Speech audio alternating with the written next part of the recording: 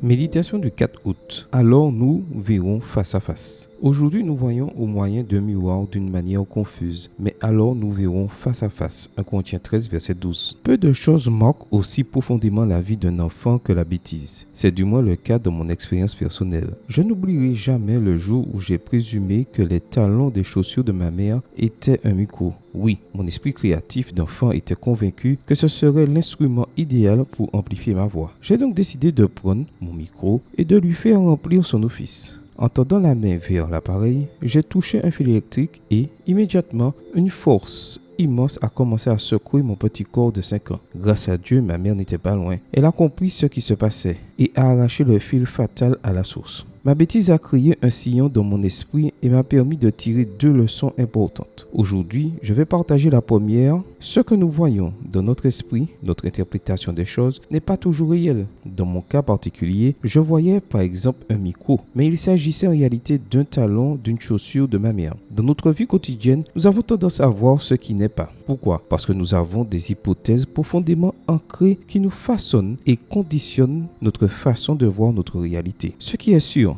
c'est qu'il y a de nombreuses occasions où, poussés par notre vue ou notre toucher, nous tombons dans la naïveté de croire que nous maîtrisons la réalité. Le malheur de notre monde a en fait commencé lorsque la femme vit que l'arbre était bon à manger, agréable à vue et propre à donner du discernement. Elle prit de son fruit et en mangea. Genèse 3, verset 6. Ève a cru qu'il y avait de la sagesse dans cet arbre. Mais la réalité est que manger de ce fruit ne pouvait qu'entraîner la mort. Voir Genèse 2, verset 17. La convoitise des yeux et l'orgueil de la vie ne viennent pas du Père. Voir 1 Jean 2, verset 16. Satan arrange les choses de sorte que notre intelligence se corrompt et nous entraîne loin de l'attachement fidèle et pur au Christ. 2 Corinthiens 11, verset 3, version Bible en français courant. En réalité, la parole de Dieu dit qu'aujourd'hui nous voyons au moyen de miroirs, d'une manière confuse, que nous connaissons partiellement. Néanmoins, il y a pour nous cette promesse, mais alors nous verrons face à face. Ce jour-là, nous ne serons pas confondus par la vanité de nos yeux. Amen. Bonne journée à vous et que le Seigneur vous bénisse.